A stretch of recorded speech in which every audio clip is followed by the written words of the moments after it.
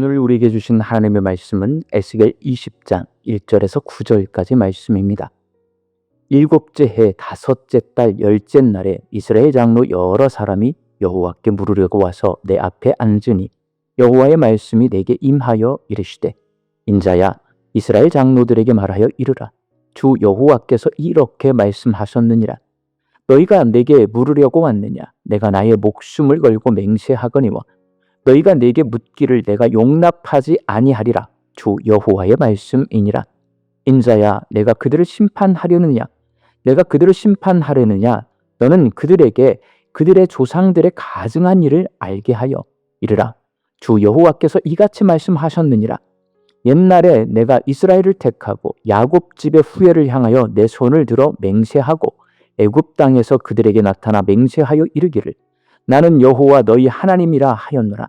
그날에 내가 내 손을 들어 그들에게 맹세하기를 애굽 땅에서 인도하여 내어 그들을 위하여 찾아 두었던 땅 곧 젖과 꿀이 흐르는 땅이요 모든 땅 중에 아름다운 곳에 이르게 하리라 하고 또 그들에게 이르기를 너희는 눈을 끄는 바 가증한 것을 각기 버리고 애굽의 우상들로 말미암아 스스로 더럽히지 말라. 나는 여호와 너희 하나님이니라 하였으나 그들이 내게 반역하여 내 말을 즐겨 듣지 아니하고 그들의 눈을 끄는 바 가증한 것을 각기 버리지 아니하며 애굽의 우상들을 떠나지 아니하므로 내가 말하기를 내가 애굽 땅에서 그들에게 나의 분노를 쏟으며 그들에게 진노를 이루리라 하였노라. 그러나 내가 그들이 거주하는 이방인의 눈 앞에서 그들에게 나타나 그들을 애굽 땅에서 인도하여 내었나니 이는 내 이름을 위함이라. 내 이름을 그 이방인의 눈 앞에서 더럽히지 아니하려고 행하였음이라. 아멘. 이솝우화에 이런 이야기가 있습니다. 한 마리 개가 고깃덩어리를 물고 다리를 건너고 있었습니다. 그냥 조용히 가면 될 것을 물속을 내려다봤습니다. 그런데 물속에 자기보다 더 큰 개가 고기를 물고 있는 것처럼 보였습니다. 순간 욕심이 생긴 개는 그 고기를 빼앗으려고 입을 벌렸습니다. 그러나 그 순간 자기 입에 있던 고기는 냇물 속으로 떨어져 버렸습니다. 사실 물속에 있던 개는 자기 모습이었고 고기는 착시였는데 욕심을 내다가 결국 자기 것마저 잃어버린 것입니다. 이스라엘의 역사는 이 개와 다르지 않습니다. 하나님은 이스라엘에게 세상 어느 민족도 갖지 못한 가장 귀한 선물을 주셨습니다. 그것은 바로 하나님을 아는 지식입니다. 출애굽의 기적, 시내산 언약, 율법 말씀은 모두 하나님만이 참 신이심을 보여주는 보물이었습니다. 그러나 이스라엘은 자기 손에 쥔 말씀의 복을 소중히 여기지 않았습니다. 오히려 주변 나라들이 섬기는 우상이 더 좋아 보였습니다. 남의 것을 탐내다가 자기 손에 있던 복마저 잃어버린 것입니다. 오늘 본문 말씀에서 남유다의 장로들이 에스겔을 찾아와서 앞으로 우리 민족의 운명이 어떻게 될까요? 라고 물었습니다. 그러나 하나님은 너희가 내게 묻는 것을 내가 용납지 않겠다라고 말씀하셨습니다. 하나님은 왜 그들에게 대답하지 않으셨을까요? 남유다의 장로들은 나라가 회복될지, 경제가 살아날지, 백성이 모일지 궁금했습니다. 그러나 하나님은 그들의 현실보다 더 근본적인 문제를 지적하셨습니다.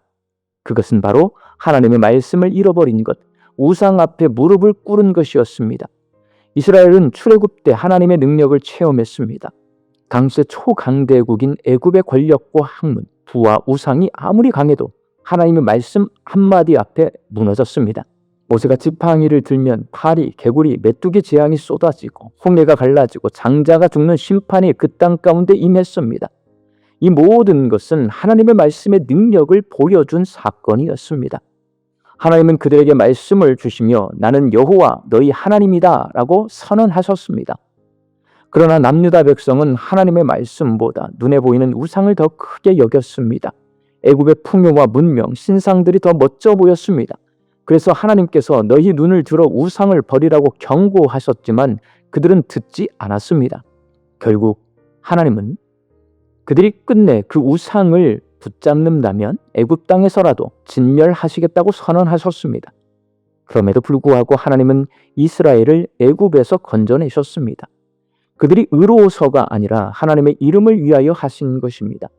하나님의 백성이 우상 숭배 가운데 망한다면 이방 나라들이 이스라엘의 하나님은 아무 힘도 없다고 비웃을 것이었기 때문입니다.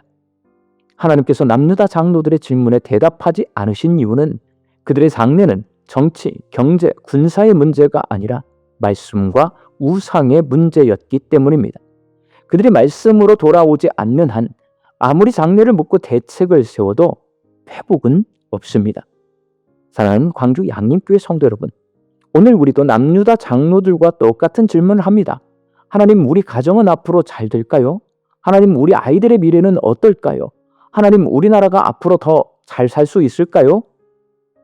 물론 중요한 질문입니다. 그러나 하나님은 우리에게 더 본질적인 문제를 묻고 계십니다. 너는 지금 내 말씀을 붙들고 있느냐? 너는 눈에 보이는 우상을 더 크게 여기고 있지는 않느냐? 돈이 없으면 불안하고 돈이 있으면 안심한다면 돈이 곧 신입니다. 자녀의 성적이나 성공이 내 마음을 좌우한다면 그것이 바로 신입니다.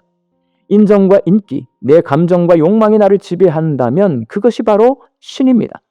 남유다 백성이 애굽의 신을 부러워하며 따라갔듯이 우리도 세상의 부와 권력, 즐거움과 쾌락을 부러워하며 하나님보다 더 의지하고 있지 않은지 한번 돌아보아야 합니다. 남유다의 진짜 부흥은 나라가 강해지는 데 있지 않습니다. 말씀의 순수성을 회복하는 데 있습니다. 오늘 우리도 마찬가지입니다. 교회의 진짜 힘은 건물 크기나 사람 숫자가 아니라 말씀이 온전히 선포되고 성도들이 그 말씀을 꽉 붙드는 데 있습니다. 우리 가정의 진짜 복은 경제적 안정이나 성공이 아니라 우리의 자녀와 부모들이 하나님의 말씀을 꽉 붙드는 데 있습니다. 이소부화 속 개처럼 다른 것이 더 좋아 보인다고 입 벌리다 보면 하나님이 우리에게 주신 복마저 잃어버릴 수가 있습니다.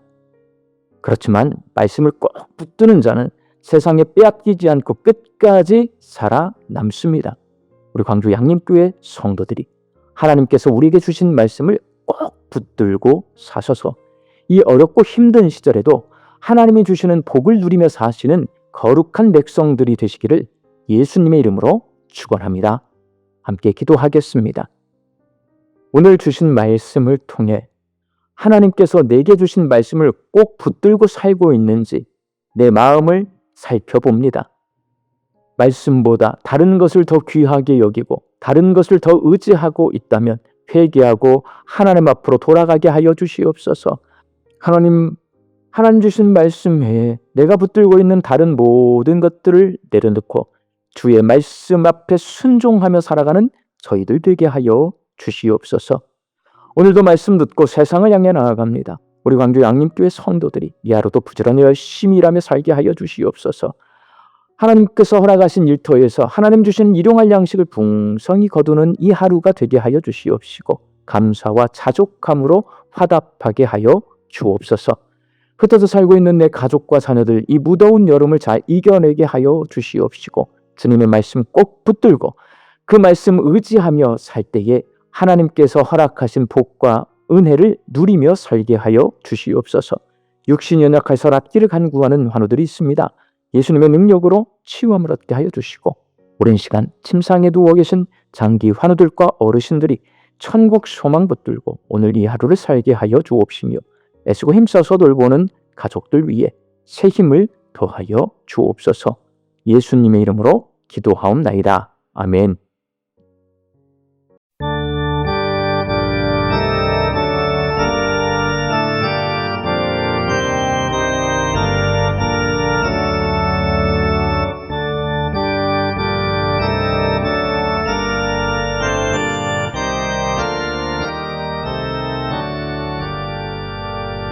끝없이 무릎 꿇는 그 복종 아니요 운명에 맡겨 사는 그 생활 아니라 우리의 믿음 지솟아 독수리 날듯이 주 뜻이 이루어지리라 외치며